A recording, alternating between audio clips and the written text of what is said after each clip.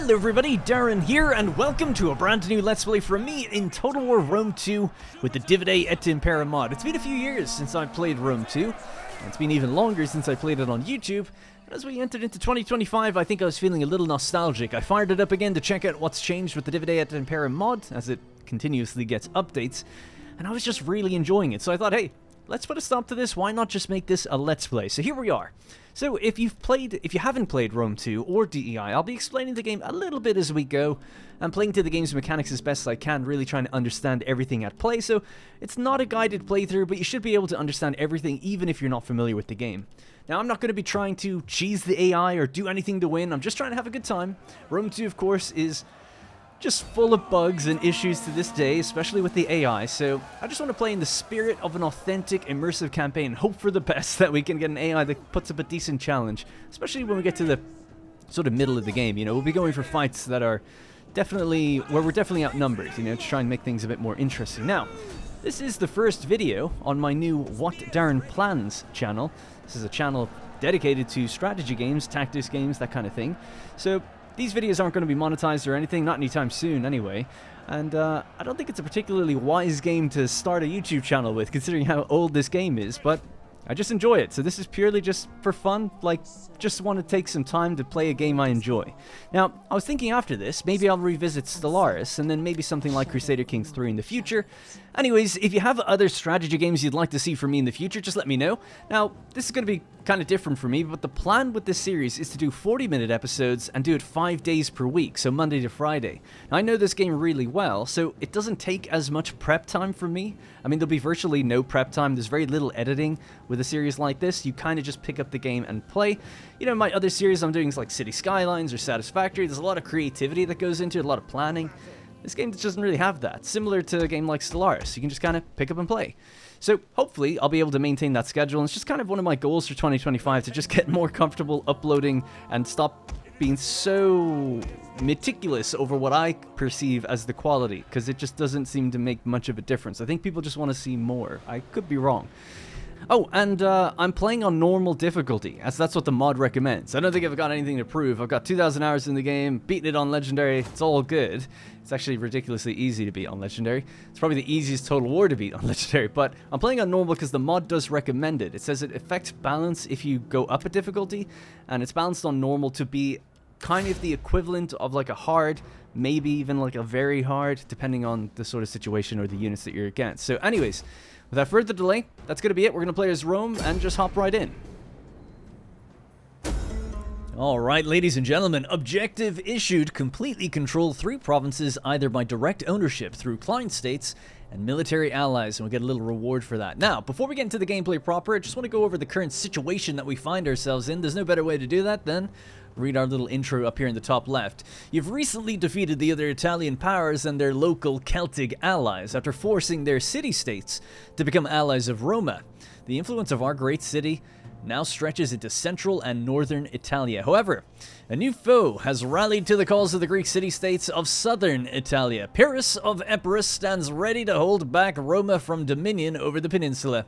In Sicily, Syracuse and Carthage wage their own war for territory, so conflict with them is inevitable if you wish to expand across the Mediterranean. Oh, I was going to read the same thing. Otherwise, they may prove useful allies against the Greeks to the east, or the Gaulish tribes to the north. Come what may, Rome will triumph. Sorry for butchering it there a little bit. Now, we're playing DeI+all Impera, of course. This mod has a bunch of changes to the game. I assume most people understand this mod, or they know the game if they're watching me on this very obscure little niche channel. So I won't be spending too long going over things, but we will have a look at our situation, just get familiar with the UI, and just so everyone's on the same page and we all know what we're doing. Right, so to start off, we obviously have a province. I won't be clicking to read absolutely everything. We have regions within a province. We currently own 3, so we've got Roma, Arminum, and Asculum. If we have a look at the kind of Europe map, we can see these are the little bits of territory that we have. I'll be kind of referencing this fairly frequently. If we have a look at the diplomatic mode, we can see who we're actually at war with. So we're at war to the north with Etruria, the Etruscans, and of course Pyrrhus of Epirus, who's made landfall, or well, then he hasn't really made landfall. Well, actually, he might be there. I was going to say that they've taken some of our territory, but that's not true. We haven't got it yet. We've never got it historically at this time. It is 278 BC. Anyways, we currently have 21,000 gold, and we have an income of 3,200. So that's our little money situation. We've got 16 food surplus at the moment. Now, a variety of different things can affect food. Whenever we click a province, they're going to be looking mostly at the public order breakdown, the amount of food, the banditry, the income, and then provincial effects. So every region in Divide et Impera gives a little different effect to the province overall. So sometimes acquiring a region can actually, in some ways, give you a slight negative based on whatever the situation is at that place. For now, we're obviously going to be totally fine. The other thing would be the population system. So we've got Rome's population class here. We have the patricians, the plebs, the proletaria, and the peregrini. Now, the peregrini are the 4th class, and they're just considered foreigners. The other ones will be 1st, 2nd, and 3rd class. And we're going to draw from those classes in order to recruit. Now, where those numbers matter is when they're growing at all different rates. Certain buildings are going to be providing different rates to different classes. So on the left-hand side of the screen, we can see a 0.5% increase to 1st, 2nd, and 3rd class of population. It can get very granular and very nitty-gritty. We don't have to worry about it too much, but it's just good to know that you can influence things like that. All right, so the last thing to look at is the political situation internally in Rome. If you have a look at our political screen, we have a faction breakdown here, the government overview. There are 4 factions within our government, political factions that is. We're the red. Then we have the gens Cornelia, the gens Junia, and the gens Papiria. Basically, as we get more seats in the Senate and we push the bars further to the right, we'll gain along this little pip slider. We could also lose it if we go the other direction. We want to gain to about here. It's where you get the most kind of benefits as a republic. In the future, we could maybe change to a kingdom, an empire, reformed republic, and that would actually change the kind of benefits you get. But if we stop at like the 8th, how many? 1, 2, 3, 4, 5, 6th pip here, you get a lot of nice benefits, not many negatives, except for the political incident occurrence, which we don't have to get into right now. The further up you go, you start to get hit with a pretty heavy public order penalty to all provinces, a lower research rate, but you do get more tax and less upkeep, and that kind of continues on. So you can kind of say with total control of the Senate in a republic, the people are quite unhappy with you because I suppose you're tyrannical, but you're extracting a lot of money out of them. So I'd rather let the people be happy and just do with a little bit of a tax benefit. Anyways, how all of this is going to be determined is based on the party traits. So the party traits, mercantile, traditionalist, and then we have the third one here. The third trait in each group is actually based on the leader that's currently there. And we can see the successor, who doesn't actually play a role in how these parties feel. Long story short, the parties have a loyalty, and if they get too low, then basically they're going to revolt and we could have a civil war. Now, we do have a protection against civil war for 20 turns, so we don't have to worry about it for a while. But in order to keep people happy, we'll have to do political actions. So the other families are here on the left. Our family has the family tree here in the center. We have Lucius Julius Libo, the primus inter pares, first among equals, excuse me. So he's got some benefits and stuff just by virtue of being the faction leader. And then we've got his beautiful wife, Lucretia. So she's 19, he's 25. They're rearing to go to have some kids. She has traits and stuff like that, so we'll see that she has a trait based on the husband she has. So gifted husband, increasing zeal, loyalty, and wealth from culture. And it's an interesting one because I don't quite know how we get that wealth from culture, because it says local province. Is it the province that he's in because she's presumably with him, or is it if we send her to a province, which we can do temporarily, she always comes back. You can do that with everybody, by the way, so I'm not entirely sure about that one, but yeah, just thought it was worth mentioning. She is considered an efficient wife. Within these doors I run the household. You have enough with everything else. So 2 loyalty for marriage, 2 chance of having children, nice, and 1 authority. So he's got 6 authority, 3 cunning, and 3 zeal. We're going to be probably focusing on authority then, so this would be the skill that he kind of is, I was going to say, born with. I'm surprised that doesn't give authority. I guess it's just from all the other things. He then has his ambition, which is how much his gains sort of contribute towards the overall power structure that's going on here. If you've got someone that's fighting a lot of battles and they are ambitious, they'll gain more in here than if they weren't ambitious and they're winning the exact same fight. So it's sort of like a little multiplier almost to how you can build up your political influence. And the same is true for the other characters, right? We've got Decimus Junius Brutus here. Not a fan of the name, I must admit, but he's there nonetheless in Cosentia right now, leading his own legion, the first legion, actually, Italica. And, you know, we want to keep him happy too, generally speaking. Don't want them to be too unhappy later down the line. So we'll get to all that later. Politics will be easy enough as we're a small nation state right now. But as our Imperium builds, the political incident chance increases and the political action cost increases. And this will cause fluctuations up here a bit more wildly. So we're relatively safe for a while. Alright, hopefully that explains everything. So, my plan of action, the first move is going to be against Etruria. We're going to take our boy, Libo, and send him north. So we'll just go right up here. And then we're going to get to recruiting. So, he's currently got Triarii, Principes, and Hastati. We'll recruit some new units. Now, of course, the other thing that's probably important if you haven't played the game is that these guys cost 1,500 to just purchase. Excuse me, but they cost 225 upkeep, which is the more important number. It's right over here. So 225 upkeep. Also quite important, speaking of those population classes, these guys come from the patricians, these guys come from the plebs, these guys come from the proletarii. So you can kind of see that, like, if you're running low on a certain population, you're trying to grow a certain population, maybe you're taxing them more, or you just want higher quality troops. You know, the cavalry typically is going to be the patricians who could afford a horse. So, and they're powerful, and they're expensive. So, you know, you want to be reserving the patrician class population as best as possible. Now, at the moment, we're in dire straits because we can actually see the population is declining across Rome. The main reason for that at this point would be basically that there's not enough space. We need to expand the town. And the various regions there within. Now, each region actually has its own population. This is where it gets a bit confusing, because that's, of course, the modded aspect of the game. But the game treats almost everything else as a province. So the public order is based on the province. You can recruit from anywhere within the province, but where you recruit from per region, you're taking the population of that region. So hopefully that kind of makes sense.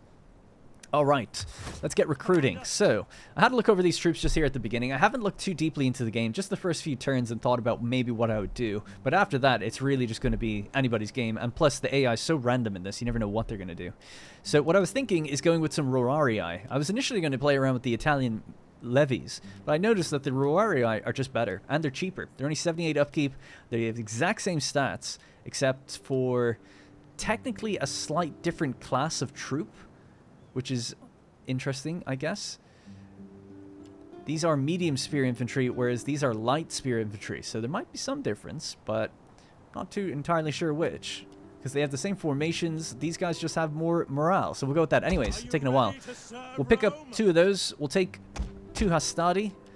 We'll take a cavalry unit of Equites, bleeding from the patricians a little bit. And maybe Principes? Can we get another unit? No. So just 1 extra Principes. So that's 2 Principes. 2 Hastati. Let's just have 2 Hastati in the army, and we'll go with another Roarii. In fact, just for the variety, let's get some of the Italian militia. We'll pay the extra money. We'll test them out on the field and see if we notice any difference here with the medium spear infantry versus the very light. They're going to be slower, in theory. They both say 3, but there should be some difference. Anyway, I guess we'll see.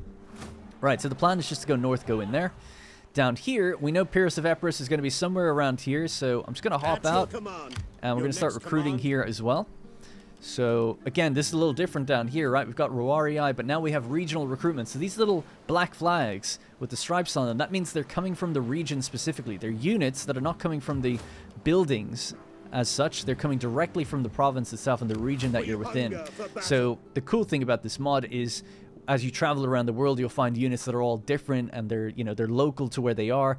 And we have a self-imposed rule in this game, or I do, which is that I'm not going to build Roman barracks anywhere outside of Italy. It's just going to be Italy. So we're going to be fielding legions from Italy out to the various other armies, but everywhere else we'll build auxiliary barracks and just recruit the locals. And that'll give us a lot more variety, and it'll also ease the power creep that Rome naturally has. We will have a lot of enemies, which kind of curtails it, but let's be real, Rome is kind of OP, so I think that's a nice way to kind of even things out a little bit and play to the game's whole supply lines and food and attrition and all that stuff. So that should be kind of cool. It's actually how I played before. I just always kind of play that way. Anyways, so, right, Sicilian levies. They're a little bit better than our Italian militia, and they're a little bit better than the Roarii by quick glance here. So let's go with a couple of those.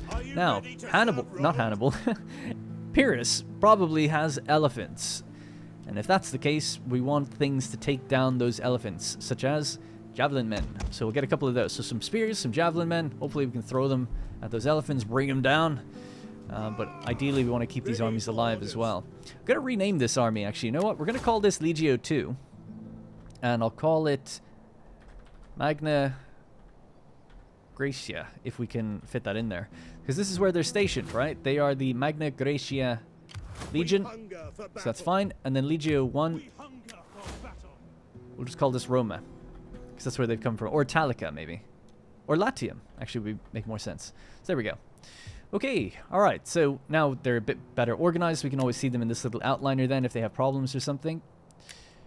Are we looking good? Okay, so let's do a little bit of building, shall we? So we'll have a look at Rome. I'm a bit worried. Either of these two towns could fall based on wherever Pyrrhus comes from and attacks. And he might not. He might go back over the strait. We just don't know. But knowing that that can happen, I want to get... we'll invest in these towns as they're safer. So we'll go with in Arminum, the Roman hamlet. We'll upgrade it to a Roman village. So that's going to do a bunch of things for us, increasing the trade goods, the supplies, the fleet capacity, a little bit of commerce, a few more units to defend the place. I'll do the same over at Asculum. So I don't have a grand vision for Latium as a province, but generally speaking, there's really good trade here. There's fish, salt, and wine. So if we build up commerce, this could be a good commercial region. So long term, that's probably what we'll do. The same is true just generally for Italy. Other places such as Egypt or maybe even in Gaul, they can be much better breadbaskets for the Republic and the Empire. And we can kind of suit them to be a bit more agricultural focused. But these ones I think would do well to do commerce. Now, what else? So we got 8,500. We need a couple of agents. They're very important in Divide et Impera, and if we could get one that does cultural conversion, that'd be nice. This one does some, not much, but it's okay. Actually, they give tax rate as well, so he's actually pretty good. Bit of both, right? So 2% tax rate in the local province and 1 extra culture conversion. So we'll recruit him. His name is Appius Socielius Magellus. Something like that. Gonna get another one. Now, we've got -3 construction costs, bread and games edict, +3 public order. 3% unit replenishment, growth per turn, and morale for all units that are recruited here. I think it's recruited here. It doesn't actually say on recruitment. It might just be if they're fighting there. What about if we recruit it down here? Would it be any different? No, it's the same 2 guys. All right, let's go with the first guy then. Seems a bit better. The unit replenishment. See, this one is good for public order, but you have to be running the bread and games edict, and we're probably not going to do that. 2,400. These guys are expensive. We'll just get 1 more. We can't afford any more dignitaries. They are basically governors, and we'll talk about them in a second. Now we've got a spy. So let's see. Bread and games edict again, +3 public order. Interesting. 3 wealth from agriculture. It's strange when you get commercial benefits from spies, because I often want to send them around the world. So we'll just do this. 2% chance of successful agent subversion and chance in all actions, so we'll go with her. How can right. I be of assistance? So we can't deploy them this turn, but in future we're going to deploy them and they'll start gaining experience, and then we can start leveling them up. That's why I wanted to get them soon, because they'll just pay big dividends as time goes on. Alright, we've got 1,700. Now, I don't plan on cheesing the game. It's not a min-max campaign. It's an immersive campaign, ideally. I'm just going to be playing how I want. So I'm not going to be kind of wrangling the AI for everything it's worth, unless it's a real dire situation. But at the moment, if we filter the diplomacy screen by trade, we can see we can trade with the Veneti, and they're actually pretty happy with us. 23 total attitude. So let's do that. I welcome you, worthy speaker. They value our trade as high. Because your people are known to have honor. I'll just max that out because they'll still consider it high. I think about 3,000 is where most factions tap out, but they don't have that much money yet. You could arguably wait and maybe get more out of them later, but it's fine. Right, so that's just one little trade agreement. Is like a feast after an empty belly. You are a truly worthy friend. Thank you. Now, we don't want to get too crazy. Oh, we're importing wine, iron, and timber from these guys. That was pretty good, actually. Or just from people generally. Yeah, we've got a couple of trade benefits going on with Carthage, actually. Wow. All right. You can also check into their aggressiveness or like their leaders' like personality. It doesn't change too much how they act, but it can give you a slight indication of who to trust and who not to trust. The player's one matters a lot, actually, in how the AI perceives you. Okay, I think that's pretty much it. We've got 3,000 now from that extra money. We could do one more upgrade. I was thinking the Shrine of Mars. Basically, there's all these different shrines with different benefits and trade-offs. You know, more public order, more sanitation, more growth. But the Mars one, if we're going to be recruiting the Romans from here, the Imperial Legions eventually, these give experience for Roman infantry recruits. So it seems like a good one to go with. You don't get as much of the other benefits, but it's just like free experience basically then from there on out. So I'm going to go with that one. So this is in Asculum. A little dangerous on the coastline, but alright. And that's it. We'll leave it at that. We might expand the cities later and see how we get on. I think that's my entire hand played. The next turn we'll fight our battle, and we'll see how we get on. Ah, not doing any technologies. We should get just the civil technology first. Land management. Increases sanitation, wealth, enables building cattle pens. We already have the first military tech. We will want to get this one, which gives us auxiliary camps. We don't actually have them yet. Alright, we are off. Now, during end turn cycles, the game can take a little bit of time. And I've turned off seeing the AI move around. I like to just kind of survey the battlefield myself or the campaign map and find what's changed. Just because it takes a really long time, mostly. So for the most part, a lot of the turns in the future are just going to be skipped over. Excuse me, unless... Oh god, excuse me again. Unless we actually get attacked, of course, then you'll see that. Or see some movement, that's obviously important. I'll cut back and you'll see it all. But generally speaking, the turns are going to be skipped. Alright, so we've had some events. 3 wars have been declared. The RDA versus the Dalmatiae. So the Dalmatiae are there, the RDA are next to them. That's good, keep them busy. The Deorsi against the Dalmatiae. So that's the guys to their north. So this is one province here. And basically these 2 small ones have ganged up on the slightly bigger guy. The Veneti, now secured with their new trade to the south, gone to war with Liguria. That's kind of bad for us, unless we're kind of secretly hoping Liguria beat them, right? So we get the benefit, we didn't do anything wrong, and then when they come in there, we've got the right, the casus belli, to go and attack Liguria, right? Because they defeated our trade partner. At least that's how I'll bend the logic. Okay, so, shall we move? Let's just go to the edge and see what we're dealing with up here. March! You have further orders? Alright, in we go. Make haste, men! Alright, so they've got 5 units. They're gonna have 7, based on their recruitment right now. Their little town looks tiny, and it's got 11 garrison in it. So swordsmen, Italian town guards, citizens, which are trash, and some slingers. We hunger for battle. Alright, well, if we don't lock them down now, they're only gonna get bigger. So, let's go. Although we could wait a turn and recruit way more than they can recruit. I could wait one more turn, but I think we can do it. As long as we don't lose any units fully, we'll be okay. Yep, let's go. So, on seasonal conditions, in early spring in Latium, household expands. So, Libo has got a professional heckler following him now. One's enemies must be put in their place all the time, so extra cunning for him. I actually want to really try and pay attention to my characters in this, because in Rome 2 I just never really do. Just really quickly, on seasonal conditions, just kind of curious, you know, what is that giving us here? In early spring, extra increase to public order, growth, morale for all units that are locally fighting here, and wealth from agriculture. It's great. We're actually gaining public order 5 per turn now. Let's go.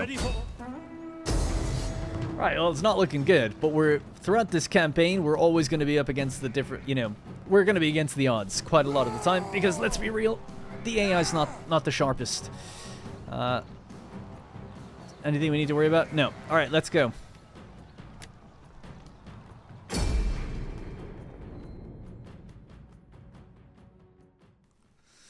Oh, so they've actually sallied out. And it's raining. I don't want it to rain. There we go. Alright, so with a sallying out, that's not good for us. They outnumber us, so it'll be tough to flank. Though I don't think they had any cavalry other than... Well, they might have their general cavalry unit, but we've got 2. So let's just organize ourselves here. Got a nice big hill there. Alright. So let's just get up onto the hill. I guess maybe onto the right side of the hill a little bit more. Might be a good idea. I'll just shift these guys out. We'll have a look at these troops. We'll inspect the boys soon enough. Right, so we've got Rorarii, Italian Milites, and Rorarii, right? So the militia and the... Well, they're all basically militia, I suppose. 2 Hastata units. Pop them in the back to the right and left. A couple Principes, harder hitters. Move them out to the sides as well. We have the Triarii, which can react in the middle. They're very slow, but we can send them where they're needed. We'll get the Equites Shock Cavalry on the left, and the General, Libo, on the right. Now, I've turned off something in the game called Aide de Camp, which is basically a little advisor that will pop up and tell us when our general dies. There he is right there. Now, another way we can know, because I've turned that off, we can just find out if he dies by seeing this button here. If that button's not there, he's dead. So it means I can't check his portrait because he's been killed. Now, it should be obvious because people will start to run away and flee. Brave Romans to a man. But we're just going to have to go by feel alone. And the same is going to be true for the enemy general. We won't know when they've died unless we kind of observe the battlefield. And that's just how I like to play. Alright, so they've gone with some barricades and stuff, so we're just going to get moving and just march slowly. Calm before the storm, almost. Although I guess the storm is over. We waited out the rain. So they're obviously in the tree line somewhere over here. There is a line of defenses that the AI can deploy basically almost automatically. We've got caltrops in the shrubs, in the brush that we want to avoid with our cavalry. So I'm thinking we'll take the hill and then we'll march down it. That seems like a good approach, right? So it might take a little while. We don't want to run because these guys are going to get very tired. But just while I'm waiting, while we're looking at the boys, let's get familiar with the tooltips here and understand what's going on. So basically, they're very light spear infantry. The third thing down says eager, 85% to 100% morale. So the morale is obviously the super important thing that we want to be paying attention to. Morale is the determining factor for whether the unit's going to break and fight at all. I believe in D.E.I. and Impera, when morale falls, so does fighting strength. I could be wrong on that, but I think that's true. So if they're starting to waver, they're not going to fight as well, which just is like it's sort of a spiral effect, right? They're not fighting as well. They're doing worse. They're doing worse and worse and worse, and then they start breaking, and then because they're breaking, they're doing worse, and then they completely break and run. So you got to watch out for that. The other thing that's important though is their stamina, right? So it says fresh, 100% strength.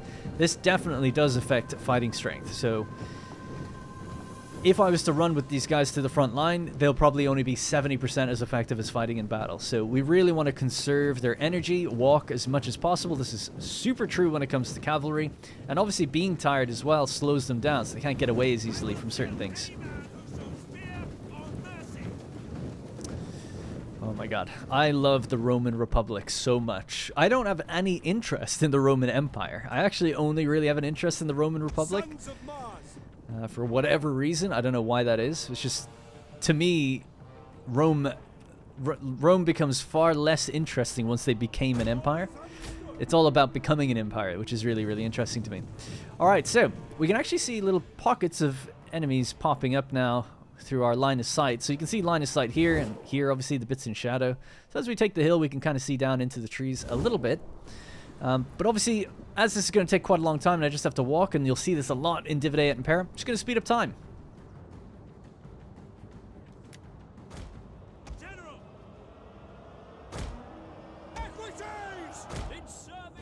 Alright, so I'm just compressing the formation a little bit so that we can kind of stay in that open ground and try to avoid some of the shrubbery if possible. Another thing I want to do is just turn off fire at will. We don't want these guys. So the blue line is their ammunition. The green line is their health and how many people are in the unit. So we're just going to get moving now downhill and leave space on that left for the cavalry to be able to squeeze on through. And we'll just walk, of course.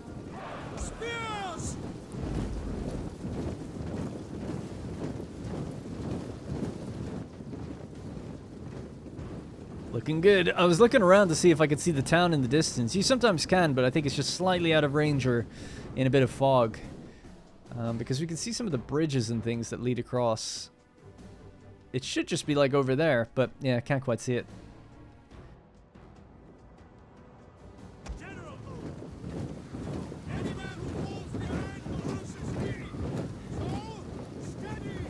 Alright, we're after spotting our first unit.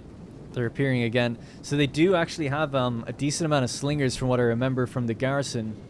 So we're going to have to close that gap pretty soon. We're starting to get hit.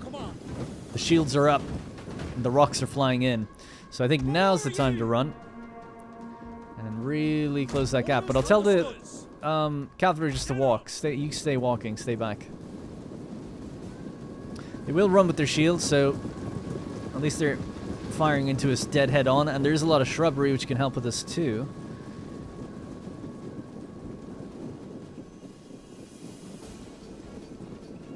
But it's going to really tire out troops like the Triarii because they're quite heavy.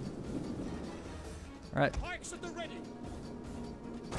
Alright, I'm just going to give the attack order. Oh no, they're coming out now. Let's give the attack order there. It's going to be a little tough to see into this tree line here. Let's give the attack order there. Let's give the attack order there. And we'll just wait to react with our other troops for a moment. So I'm seeing some of the... No, not really. I was going to say some of the missiles retreating out that way. Start moving the general around the right. Now, we're hitting straight into a phalanx, right? So it's obviously not ideal. Something I'm just going to do really quickly. I'm going to throw a volley onto that cavalry unit there. And we're going to move these guys around the right. Yeah. You guys get onto that left side and you can go forward. Right, so... They should be lined up now. I want them to throw onto their general. Oh my god. That was a good hit, but didn't really do much damage there.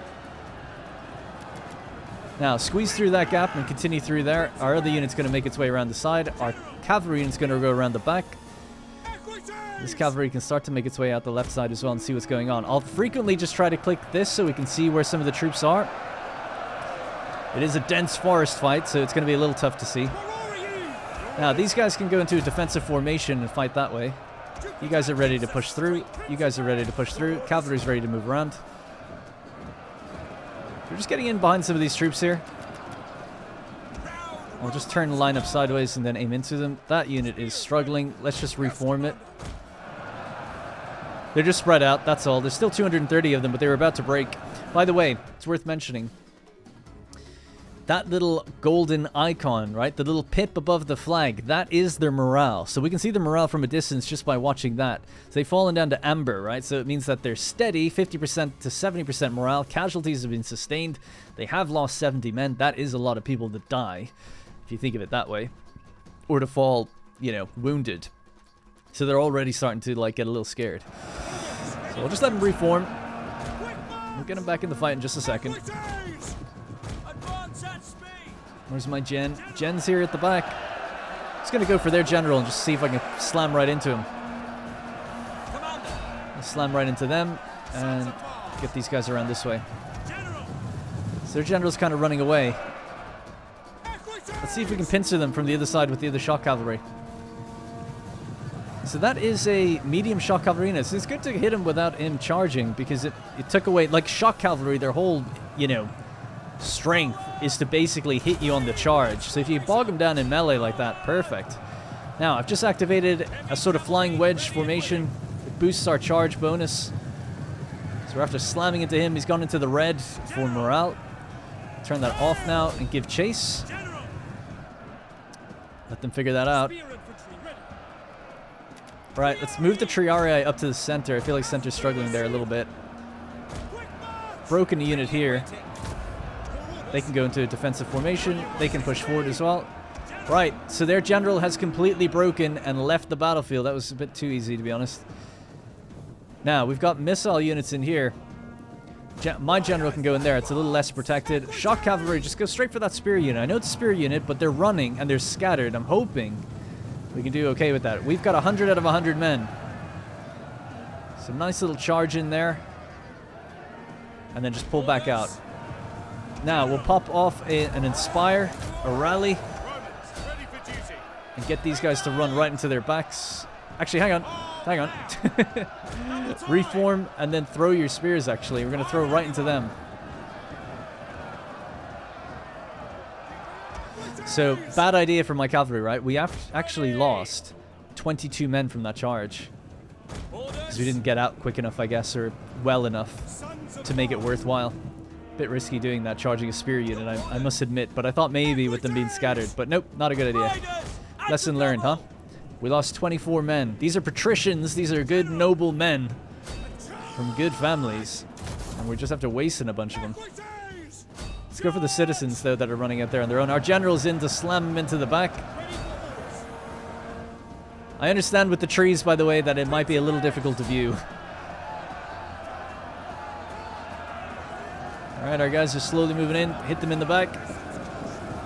This is a unit of Hastati mercenaries. Keep pushing. Keep pushing. They're stepping forward and pushing us back. How's my general doing? He's okay. As long as he's okay, things are good. Alright, we dealt with that. Let's just get any of these stragglers so they don't come back. I'm going for that spear unit as well. A little risky again with the general too, but they're almost broken. So I'm just hoping like 1 or 2 hits from Libo and they'll go down. He's down to 84, 83. Oh my god, 82. Jesus Christ, actually, he's taking a lot of hits. Come on, man. There we go, they broke. I was trying to hit them from behind with this unit too. Alright, you know, lesson learned. Stay away from spears. Even if you've got a heavily disjointed unit that are barely hanging on. They'll do damage. I think we're pretty much done in here. Almost. Let's have a look, bird's eye view. This is what's going on. Again, a little hard to follow. We're free on the left side. I say left. I've completely rotated myself around now as well, so. So what do we got? I got a thick mass in here. Maybe we could go hit them. Let's get our general to line up and get ready for that.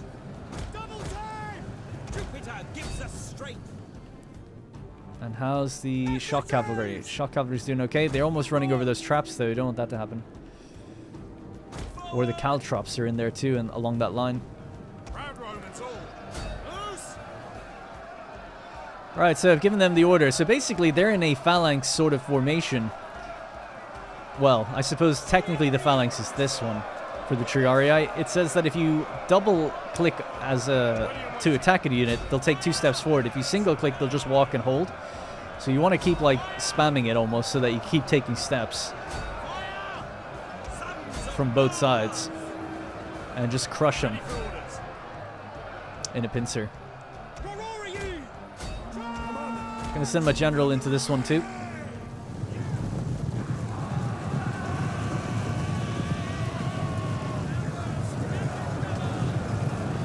It's a really dense unit, so we can't really make much progress in actually pushing in there.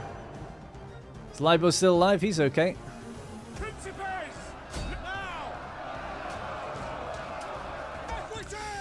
The shock cavalry have been shot by something. Oh my god, these guys have reformed.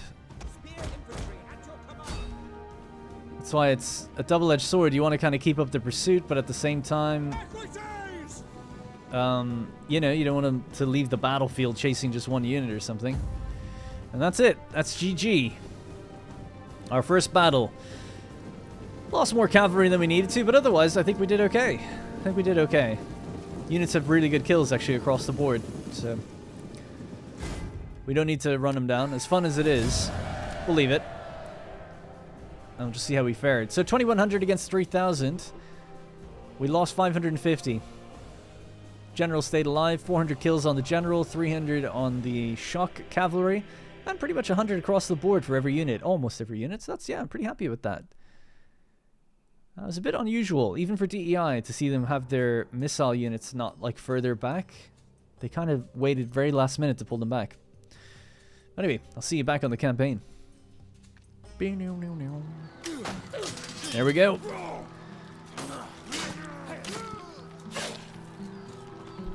A nice swift and decisive blow. No units lost. Love to see it. Now, we could subjugate them, which is always tempting, but we want to solidify the province of Latium, of course. Ready for orders. And Etruria have been swiftly dealt with.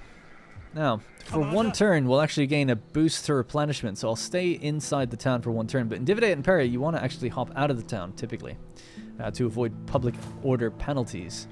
So we currently have -15 from Conquest, which just lasts this one turn, and then Provincial Instability, which will deprecate at -1 per turn. So for 10 turns, basically, until that goes away. We should now be able to deploy My wits and words are yours. the governors, My wits, I shall see to the grain stores. and we'll send our spy to the north As you command. and see if we can get some new factions, new trade partners and stuff. Ready for orders. We could also recruit. We do have 5,000. We're not making much money, though, income-wise, so I'm kind of leaning on... Ready for battle. I think, generally speaking, it'd probably be better just to get some cheap fodder to hold back any elephants. The Rorarii, not as experienced. Yeah, we'll go with these guys because they're a little heavier. But they are a bit more expensive. Not too much more. And then just, yeah, some more javelins. They're nice and cheap. 70 income. Or 70 upkeep. Now, if I was Epirus and I knew what was going on, I'd be straight into Beneventum. But it'll take 1-2 turns to get from the town if he's in there. Because our general's down here. Just thinking, maybe I could refund that and start recruiting from even up here. It might be better. That way we're at the halfway point to reaching both, right? Make haste, men. So let's try again. Cool. So if he hits there, maybe we have some sort of defense. We can go then hit him with this army. Maybe bring that one down at the same time. Hit him from two sides. If he hits down here, I don't think he could reach down there in that time. If he hits me, we could just retreat and we'll probably get far enough away that it's not a problem. But we would lose our recruitment. Let's see. So, anything else we want to get here? Arretium has a barracks. No, we don't need that. Because we've got Roma, which is a special building which gives us recruitment here. Now, in future, maybe. I'll have to look through the building chain. But I'm pretty sure you can get all the units from this building itself. You don't need to actually build a barracks here. And then down here, we'll probably build auxiliary or something else. Like I said, Italy is kind of where I'm, reserving myself to say, like, that's where the Romans will come from. But, just trying to think, with 3,000, is it worth investing in something? Yeah, actually, let's go with the wine upgrade. So it'll actually consume food, but increase the amount of wine that we're producing. Growth and space for more population, etc., etc. So let's do that. All right, I'll end one more turn, and then we'll see where we're at on this campaign. I was just thinking. Yeah. So as public order is falling by -23 right now, as it goes lower, we're going to get some serious negatives. Right now we've got an indifferent population because it's -3 overall, but it's probably going to go into something quite negative, causing us a tax decrease. So what I'm going to try and do is go into our characters. We've got Lucretia here. We're going to send out the wife to organize some games, right? We've just taken a town. Latium is now provincially whole. Let's go celebrate. It's going to cost 1,000 to send her there. But she'll do a good job. Now, that's going to build up her skills. So, extra wealth from entertainment culture in all regions. So, I guess that's just good. 4%. I can imagine that will stack long term quite well. So, we'll leave her at that. So, now we're at -13. So, we shaved off 10, right? Yes, plus 10 public order per turn. And I think it lasts 2 or 3 turns. So, hopefully that'll be alright. Alright, we'll end the turn now. Actually, well, very last thing. We can enact Romanization. So 4 conversion to Latin culture. So something I haven't talked about yet is the culture, right? So we currently have 54% Latin, so it is a majority. But we do have Italic culture, which is declining, and then Celtic culture, which is increasing. So at the expense of Italic, we're gaining Celtic and a little bit of Latin.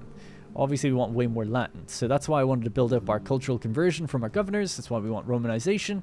Now, where's the Celtic coming from? It says just local traditions. Some of these towns are considered locally Celtic. And I don't think that ever goes away.